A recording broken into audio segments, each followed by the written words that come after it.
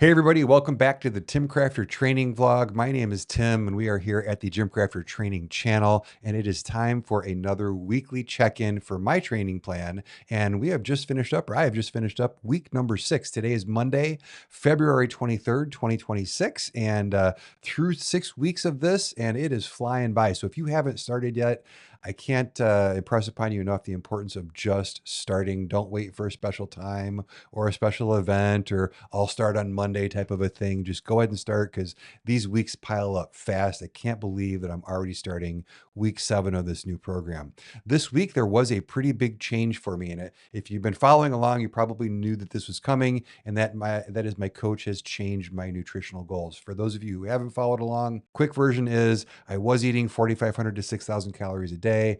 A lot of that was fast food and drive-throughs, and I spent the last 6 weeks just getting myself to not go through drive-throughs and eat so much fast food. And now that my basketball season is over and I'm not driving home from late away games and getting tempted with the drive-throughs then when I haven't had dinner, and I've changed my route to the dog park in the morning so I don't drive past McDonald's and Dunkin' Donuts. And those couple of things have really helped me trim down from the 4,500 to 6,000 calories a day I was eating to get under the goal that my coach set, which was under 4,000 calories. And as I've talked about before, I didn't think that was a low enough goal. If it was, if I was on my own, I would have already had myself down at 2,200, 2,500 calories. And here, 6 weeks in, I would have quit already because that's a miserable jump in calories. So one really good reason to hire a coach is he can really monitor your progress and rein you in when necessary.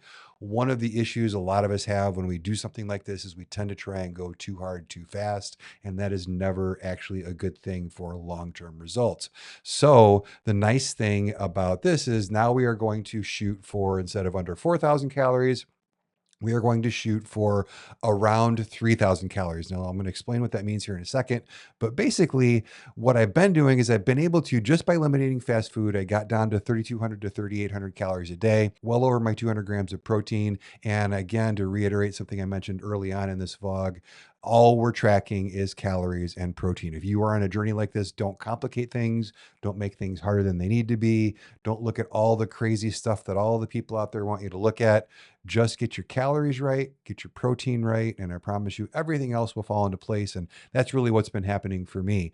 So now my goal is to get to really under 3,000 calories a day, although around 3,000 calories each day is what my goal is. There's two benefits of looking at it that way. Number one, when you set yourself a hard and fast goal of it must be this exact number of calories or else, and all of a sudden it becomes work instead of, instead of eating a dinner that's satisfying and maybe ending up at 3,100 calories, you're like, well, I'm going to take 3 almonds off my plate and I'm going to take 2 ounces of this. And you end up doing this weird like calculus thing every time you eat. And it's not sustainable.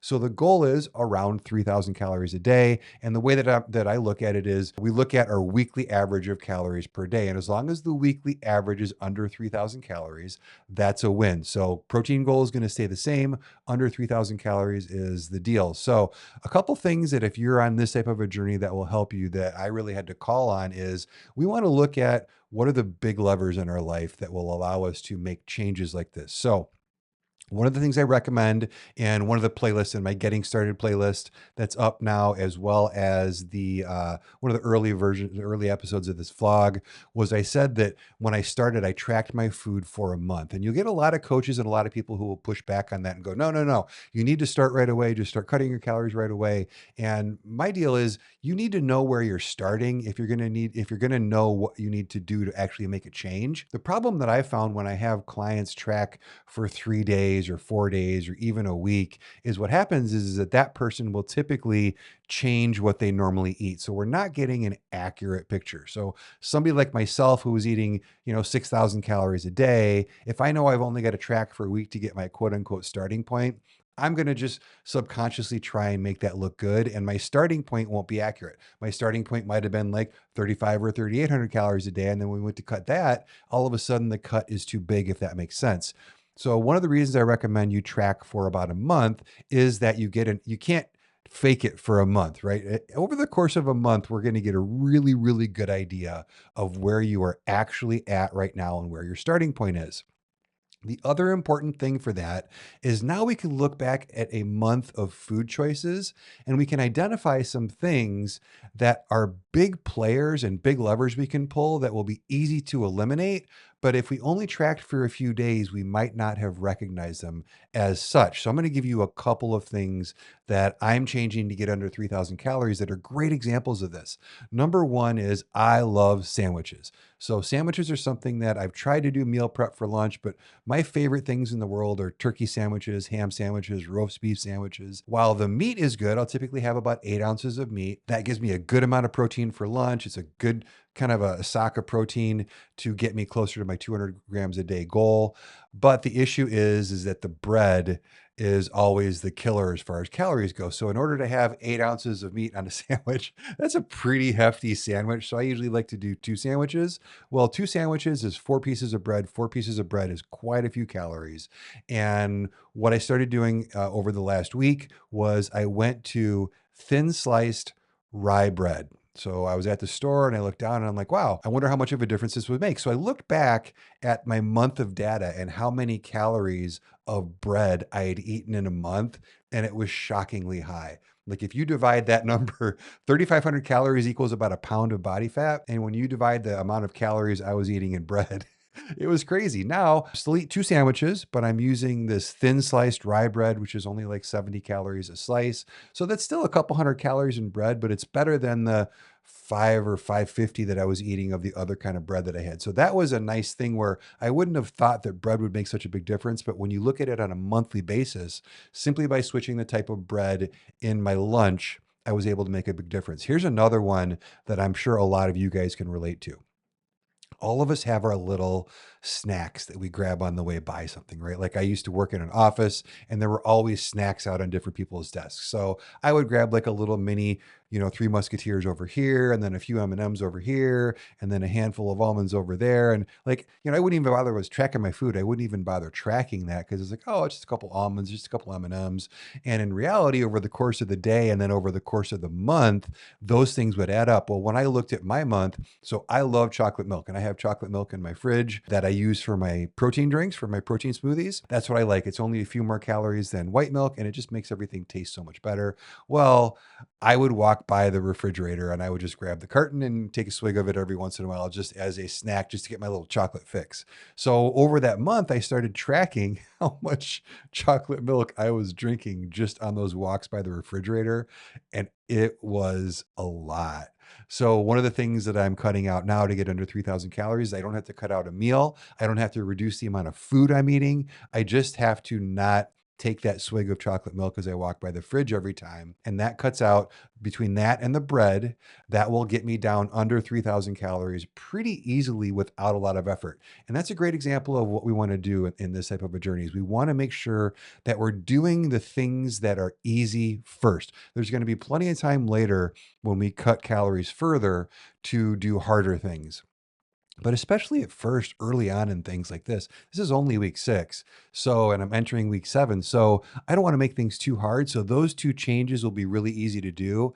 And because I have that month of data, it allows me to pull a pretty big lever in the grand scheme of things to reduce my caloric intake. And also another just side benefit is while there's definitely some protein in that chocolate milk, there's really no protein in that bread. So I'm getting rid of calories that don't have a correspondingly high enough amount of protein to make it worthwhile. Because once you get your calories low enough, in order to also hit your protein goal, you're going to need to make sure that almost everything you eat is higher in protein. So that's the big change this week as far as what I'm doing with nutrition. Next, the exercise and training is going to be the same. I'm entering into this week is the third week of the second block of training that I'm doing with my coach. It's going really, really well. As far as challenges and wins this week. So challenges, sleep continues to be a challenge. And this is something that I'm going to harp on a lot, not only because it's important for me, but because it's something that I have to talk to clients a lot about. And it's something that a lot of people overlook. Sleep is the thing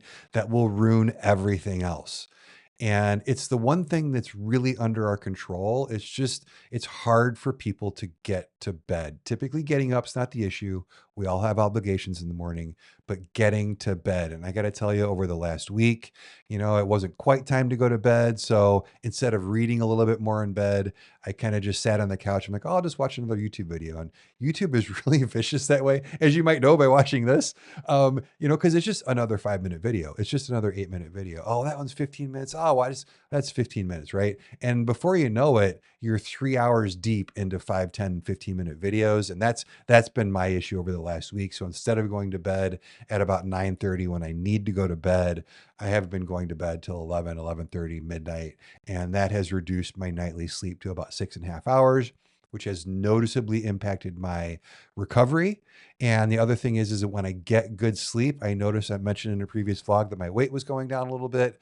Now my weight didn't go down, and I know that that is at least partially connected to the sleep that I'm getting. So that's the challenge this week. What I'm going to try and do is my coach recommended that I set an alarm on my phone, a bedtime alarm, kind of similar to your morning alarm clock, and that I just make a commitment to myself that there's a hard and fast out at that time when that alarm goes off, it's time to get in bed, which is going to be about 9:30, which gives me about a half hour to read and unwind, get to sleep by 10. And then my wake time in the morning is 6 o'clock. So that gives me 8 hours of sleep. So hopefully that works out this week. I'll let you know when I update you next week. As far as wins this week, there were 2 huge wins, and I really want to talk about these a little bit because I think they're going to be good inspiration for you guys. Number one of the things that I do is I work with and train all of the altar servers at my church. And we decided this week that we wanted to kind of reward them for all their hard work and take them tubing. There's a place called Wilmot Mountain here in Illinois, and it's a terrible ski resort. If you ski at all, it's just a bunny hill, but they have a tubing section, which is pretty fun. So you get on these tubes, you go down, and then you lug your tube down all the way to the end of the run and then over and then all the way back up to this conveyor, which then the conveyor takes you back to the top. Super fun. We were there for 2 hours. And the really fun thing for me is I love sledding. It's one of my favorite things to do. I love going sledding with my dogs. I love this kind of thing. So I was having a blast. I'm just a giant kid inside of an adult's body anyway. But the neat thing is that as the 2 hours went on, and these kids ranged in age anywhere from about third grade all the way up into high school. Every single one of them at some point were like, hey, Mr. Stewart, we're going to go take a break and grab some hot chocolate. We're getting a little bit tired of walking around. And all of these kids who should have way more energy than I do were all getting tired, dragging their feet, really exhausted. And I think some of that is because a lot of today's kids don't get a lot of exercise. A lot of these kids' favorite pastime is Fortnite and Roblox and what's the Minecraft and that kind of stuff. And I think that maybe they don't get out as much as possible. But the nice thing is that if I had done this 2 months ago before I started this program, I would have been in the lodge drinking hot chocolate almost the whole time. So I actually didn't go in for a break at all, and it wasn't hard. I felt great.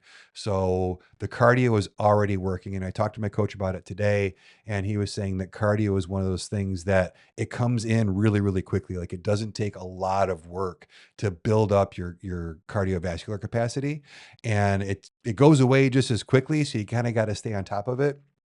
But I've talked a lot about me doing 3 days, 45 minutes each day of zone 2 training. Again, I'm not running, I'm not jogging for hours, I'm not beating myself up, I'm not killing my knees. I'm literally just walking at a good pace for 45 minutes at the dog park 3 times a week. And that in and of itself has drastically changed my ability to be functional in the world, which is the whole reason why I'm doing this.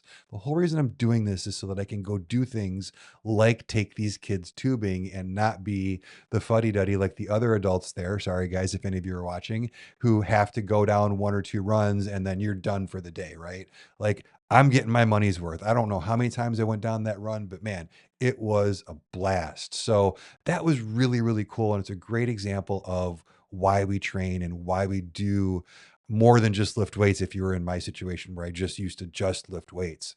Another thing that I did, and this might sound counterintuitive, but the day before on Saturday, we had an end of season party and award ceremony for the basketball team. We brought all of them in, brought their families in, let them play basketball, had dinner. We brought in Rosati's Pizza. So here we are, we're at this dinner. There are just tables of pizza as far as the eye can see. And then some of the moms brought in cookies and brownies and desserts and all and bread and butter and little dough bites. And man, it was just a smorgasbord of stuff that you would think that somebody in my position who's trying to cut his calories and get in shape and eat well wouldn't want to eat, right? Like this is a situation where a lot of us, when we start something like this, what happens is we go, okay, well, I guess I'm going to eat before, and then I'm going to stand around and smell the pizza, and I'm just not going to eat anything. And you can only do that so many times. So my win was I had pizza, and I didn't just go, well, I'll just have one, because there's two types of people in the world. There's moderators and there's abstainers. There's some people who can moderate and just have a few of this or that. I am not that. I have to either not do it at all or I do all of it. So I had a lot of pizza, right? Like I had several helpings of pizza. I had 5 or 6 or 8 cookies of different kinds. I had a brownie, had some dough. Like I had a lot of food. And did I go over my calories for the day? Yes. But here's the deal. Two things. Number one, this is why we look at calories on a weekly basis, right? And not that I starved myself the following day, but I know that I'm going to be a few hundred calories under 3,000 most likely on a few other days. And that's going to more than offset what I did on Saturday at that pizza party. But here's the other thing, and I've said this before and I'll keep saying it and I'll say it again now, which is this is not a race. When you approach something like this, like, okay, I'm going to take 12 weeks and I'm going to buckle down, then what happens is every single day of that 12 weeks is a white knuckle situation where you can't screw up, right? Like you're like, I can't screw up this day, or it's going to be, it's going to ruin the whole thing. And in this situation, even if I went over my calories for the week, look, you have to live your life. Now, you can't make every day into a special event and go, oh, today's Tuesday and it's National Sneaker Day and I like sneakers, so I'm going to have a pizza party. Like you can't do that kind of stuff. But when legitimate life events come up, when having food and drink and things with friends and family come up, enjoy it. Have a good time. Eat that food. It is not a race. That one day in the grand scheme of things isn't going to affect my nutritional goals at all in the long run. But if I start skipping all that stuff on a regular basis, and I've got a niece whose birthday is coming up in a month, like I'm going to have birthday cake, and I'm not going to, oh, just cut me a little tiny little taste of a piece. No, I'm going to have a piece of birthday cake or 3, right? Because that's a special event, and I want to celebrate that with my family. And keeping yourself mentally sane through this process. Again, we're not trying to get to a point where we've lost the right amount of weight and built the right amount of muscle, and then we can go back to having the cake and the pizza and the things like that. What we're trying to do is we're building a lifestyle and a life of habits that we can just live with for the rest of our lives that will just keep us healthy. We want to do what's right 80 to 90% of the time, and the other 10 to 20%, we can let ourselves go a little bit. And while at first, if you've got a lot of weight to lose, yes, you might need to buckle down a little bit at first so you can get to a healthier spot. But in the grand scheme of things, guys, if you find yourself just skipping everything fun and not enjoying life, that is not going to be sustainable. And that's one of the biggest reasons I see people quit altogether. They're like, I can't do this, right? And what this is that hardcore, intense 12-week, 16-week program that they put themselves on, that I'm going to lose weight by the first day that I go to the beach on June 1st, or if it kills me, that's what I'm going to do. And they look at it as this little short time span, and it just makes everything so much harder. So I am counting as a victory this week the fact that I was able to allow myself to have pizza, to have cookies, to have a brownie, and not beat myself up about it, and not look the next day and go, well, looks like I'm off the rails. I'm going to have pizza every day now. Like it was just this thing that happened along the way, and it was a huge victory to be able to do it that way. So I wanted to share that with you guys. So that's what we got for this week. That's the wrap up for this week. I'm really looking forward to this coming week. I've got some other things that are kind of happening now, and I'll talk about that next week when I give you next week's vlog and wrap up. Until then, as usual, if you have comments, drop them in the comments down below, or questions, drop them down there too. I am happy to help you out with anything you need. And until next week, I'm Tim with the GymCrafter Training Channel.